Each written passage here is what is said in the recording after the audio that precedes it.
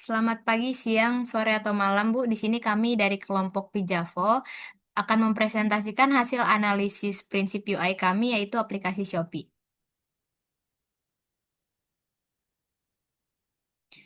Jadi kami akan perkenalan anggota yang pertama. Yang pertama saya sendiri yaitu Muhammad Putra Arifin Pane dengan NIM 221401072. Selanjutnya teman saya. Selanjutnya saya, Jena Pranetriksi Simanurung dengan NIM 221401075.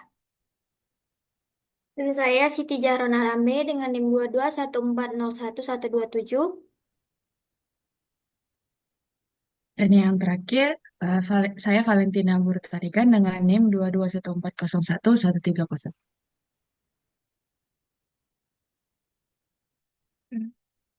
Di sini ada general principle dari UI desainnya Shopee. Jadi kita tahu Shopee itu adalah aplikasi belanja online yang udah sering banget kita pakai. Dia juga pasti ada sistem interaksi yang kompleks antara manusia dan teknologi dari Shopee itu. Nah, jadi dalam presentasi kami ini kita itu menganalisis Shopee dari perspektif human computer interaction. Untuk kita lihat gimana sih prinsip desain HC ini diterapkan dalam memberikan pengalaman belanja yang mudah, cepat, dan aman bagi pengguna-pengguna Shopee. Nah, yang pertama ini kita bisa lihat ada user compatibility. Itu tuh di mana aplikasi ini cocok dengan siapa yang pakai, gimana cara pakainya, dan di perangkat apa yang dipakai. Nah, kalau Shopee ini kan kita tahu ini udah dipakai oleh banyak kalangan, dari anak muda sampai orang tua pun pakai. Aplikasi ini tuh kayak punya tampilannya sederhana dan gampang, ikonnya jelas, dan mendukung berbagai bahasa, termasuk bahasa kita bahasa Indonesia. Jadi, pengguna ini tuh bisa dari latar belakang manapun bisa menyesuaikan dengan cepat untuk aplikasi Shopee. Next. Nah, ada workflow workflow compatibility. Nah, workflow ini tuh kayak alur. Aplikasinya cocok dengan alur kita biasa sehari-hari. Jadi nggak perlu repot-repot mikir atau belajar lagi kan. Kalau di Shopee bisa kita tahu. Contoh, kalau kita pertama mau belanja, kita cari dulu barangnya. Baru kita pilih barang yang mau kita beli, kita masukkan keranjang, baru kita bayar, dan tinggal tunggu barang dikirim. Jadi itu kan kita pasti udah familiar banget. Bahkan belanja asli pun di supermarket juga caranya begitu. Next. Selanjutnya ada task compatibility, yang dimana itu fitur aplikasi ini tuh mendukung tugas utama penggunanya mau lakukan apa tanpa bikin kita ribet. Nah, kan kalau Shopee ini kan tugas utamanya kayak cari produk, kita bandingin harga produk dari toko-toko mana yang lebih murah, kita baca-baca ulasan, kita bayar sampai tracking pesanannya tuh udah di mana, itu bisa kita lakuin semua dengan mudah dalam satu aplikasi ini, nggak usah pindah aplikasi lain atau tempat lain. Jadi semua fungsi ini tuh udah ada dalam satu aplikasi. Selanjutnya ada product compatibility, di mana ini tuh produknya bisa dipakai nggak ke berbagai perangkat, contohnya handphone, laptop, dan lain-lain. Jadi itu kan kita fleksibel ya mau pakai apa aja. Dan juga ada juga kayak kita tuh bisa bayar pakai metode apa aja. Misalnya kita punya banknya ini, jadi kita bisa bayar. Gak harus bank-bank tertentu aja bayarnya. Bahkan bisa COD juga atau bahkan bisa pakai kartu kredit. Jadi pengguna itu fleksibel lah menyesuaikan. Selanjutnya akan dilanjutkan oleh teman saya. Oke, baik. Untuk yang selanjutnya itu familiarity. Eh, Bagaimana kalau familiar itu sesuatu yang familiar. Jadi tampilan shop ini mirip dengan marketplace yang lain. Misal yang sering dipakai banyak orang juga seperti Lazada, Tokopedia gitu. Jadi ketika pengguna membuka aplikasi Shopee atau pengen belanja di aplikasi Shopee, itu mereka nggak buta bagaimana belanjanya lagi gitu karena itu familiar bagaimana belanja, bagaimana keranjang, bagaimana pesanan saya, gimana cara chat penjual itu semua terasa familiar di aplikasi Shopee ini. Jadi dia memudahkan pengguna atau usernya untuk berbelanja di aplikasi Shopee. Nah, selanjutnya itu ada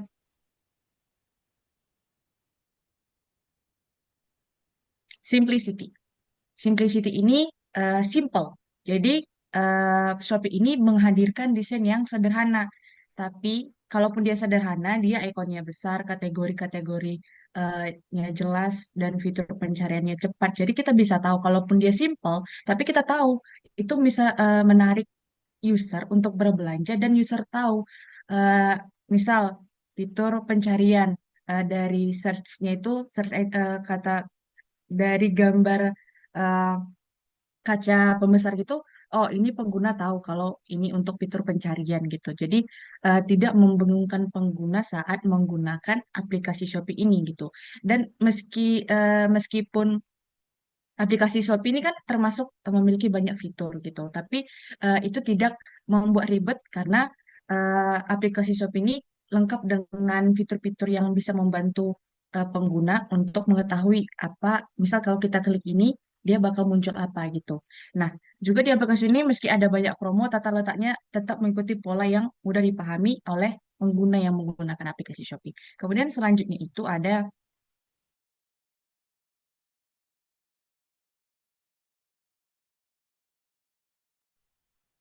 kontrol, di mana pengguna ini punya kendali penuh terhadap aplikasi Shopee ketika mereka menggunakannya gitu. Misal kita pengen lihat metode pembayaran, seperti yang sudah dijelaskan sebelumnya, metode pembayarannya itu bukan cuma hanya eh, bisa COD, bisa melalui bank-banknya pun banyak pilihan gitu. Kemudian kita bisa pilih juga jasa pengirimannya apa, waktu pesanannya kapan dan sampainya kapan, estimasi waktunya kita bisa tahu. Kemudian kita bisa membatalkan pesanan. Misal kita udah pilih pesan nih, tapi tiba-tiba kita pengen ngubah lagi, misal ataupun nggak jadi pesan gitu, kita bisa membatalkan pesanan itu gitu. Terus kita mengatur notifikasi untuk misal nanti kalau ada, misalnya nih sering kan kalau 11, 22, 66 lah gitu. Kita set notifikasi biar nanti Shopee itu bisa ngingetin kita kalau nanti itu bakal ada promo atau live dari sebuah toko gitu. Jadi itu bisa memudahkan pengguna untuk mengontrol harga, stok, dan promo yang ada di Shopee. Selanjutnya itu ada direct manipulation. Jadi itu pengguna bisa berinteraksi langsung dengan elemen UI yang ada di aplikasi Shopee gitu. Bisa kita klik gambar produk untuk detailnya. Jadi kalau kita klik suatu barang gitu, terus kita bisa cari tahu juga, misal ukuran segini dia cocok untuk berat badan berapa, tinggi badannya berapa. Nah, misal warnanya apa aja, ukurannya apa aja gitu. Terus kita geser ke sini, kita bisa tahu promo. Terus kita bisa tambah ke keranjang dengan sekali sentuh, kemudian serta filter produk secara langsung. Nah, kalaupun kita pengen keranjang kita udah banyak nih, terus kita pengen hapus apa-apa yang ada di keranjang itu, kita bisa berinteraksi langsung atau kita punya kontrol penuh terhadap eh, barang yang udah kita pilih gitu. Selanjutnya yang akan dijelaskan oleh teman saya. Baiklah, saya akan melanjutkan penjelasan dari teman saya, yaitu yang kesembilan. What you see is what you get. Jadi apa yang kita lihat itu yang kita dapat gitu. Jadi di Shopee ini juga menampilkan tampilan muka yang konsisten gitu. Jadi eh, ketika pengguna melakukan suatu aktivitas, contohnya ketika pengguna itu menambahkan eh, produk ke keranjang belanja, maka akan terlihat itu ikon keranjang belanjanya itu akan bertambah gitu. Jadi eh, langsung bertambah jumlahnya. Jadi apa yang kita lakukan itu langsung berubah gitu dengan aktivitas kita. Kemudian juga saat melakukan pembayaran gitu. Saat melakukan pembayaran kan ada eh, tertera gitu semua deskripsi harga, kemudian biaya untuk pengiriman dan yang lain-lain. Dan apa yang kita lihat harganya, nah itulah yang kita bayar gitu. Jadi benar-benar harga yang tertera itu sesuai dengan apa yang kita bayar. Jadi eh, sesuai dengan prinsip what you see is what you get. Selanjutnya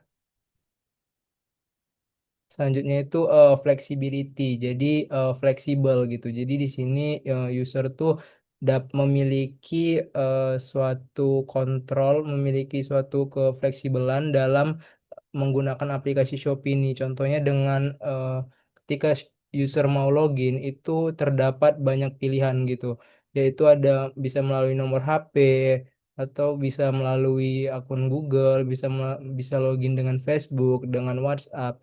Kemudian fleksibel lagi ketika user melakukan pembelian, ketika ingin melakukan pembayaran, user tuh dapat menentukan gitu. eh, User ini mau bayar dengan metode apa? Sangat banyak gitu yang bisa eh, sangat banyak pilihan yang disediakan oleh Shopee yang bisa user pilih gitu. Dan ini juga sangat fleksibel gitu. Kemudian ada juga fitur-fitur filter atau sorting yang memungkinkan user untuk dapat memilih produk yang ingin dia incar gitu. Dengan filter-filter ini mungkin user itu mencari barangnya ini ingin yang sekitaran Sumatera aja. Jadi user dapat memilih gitu. eh, Cakupan luasnya itu barang yang mau dibeli itu dari mana. Jadi sangat fleksibel. Kemudian juga ada eh, fitur harga terendah, ulasan terbaik, lokasi terdekat, dan yang lain-lain yang sangat fleksibel. Selanjutnya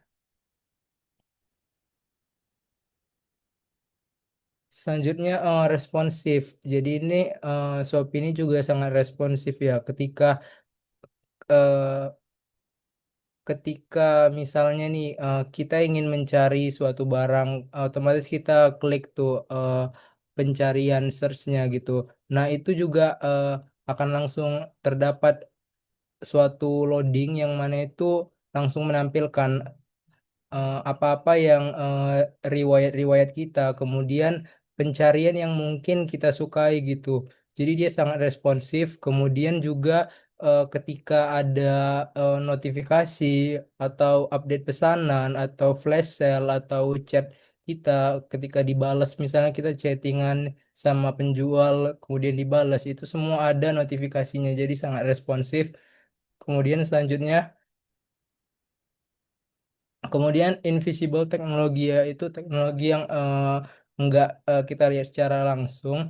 Jadi teknologi di balik Shopee ini tidak terasa rumit bagi pengguna karena disembunyikan antar mukanya gitu. Contoh ketika kita ingin melakukan pembelian gitu, ketika kita ingin melakukan pembelian itu kan eh, kita itu kan proses di baliknya, di balik kita transfer atau gimana, proses ke banknya bagaimana, eh, atau proses keamanan transaksi, enkripsi data, logistik, yang lain-lain itu kan eh, kita tidak tahu gitu, karena itu di belakang layar kita hanya lihat tampilan UI-nya, eh, oh ini udah berubah gitu, ini udah di tahap ini. Jadi eh, ada prinsip invisible teknologinya juga gitu. Baiklah, selanjutnya akan dilanjutkan oleh teman saya. Baik, selanjutnya untuk prinsip UI robustness, di mana robustness ini merupakan ketahanan atau daya tahan. Jadi di Shopee ini pastinya dia bisa mampu untuk mengatasi error supaya usernya itu nggak kesulitan. Contohnya, misalnya kalau misalnya kita cari di pencarian gitu, terus kita cari misalnya Dezemi. Nah, jaringan kita tuh lagi jelek. Nah, di Shopee ini kita itu dikasih opsi auto retrieve. Jadi, misalnya coba lagi. Nah, jadi pengguna tahu kalau misalnya ada masalah apapun, berarti antara jaringan kita yang jelek ataupun memang lagi Shopee-nya yang bermasalah. Makanya Shopee memberikan opsi auto retrieve. Kemudian juga Shopee ngasih informasi error yang jelas. Misalnya saat pembayaran gagal, dia akan muncul notifikasi entah itu dana kita yang kurang ataupun memang tadi jaringan kita yang lagi nge-crash atau nge-lag gitu.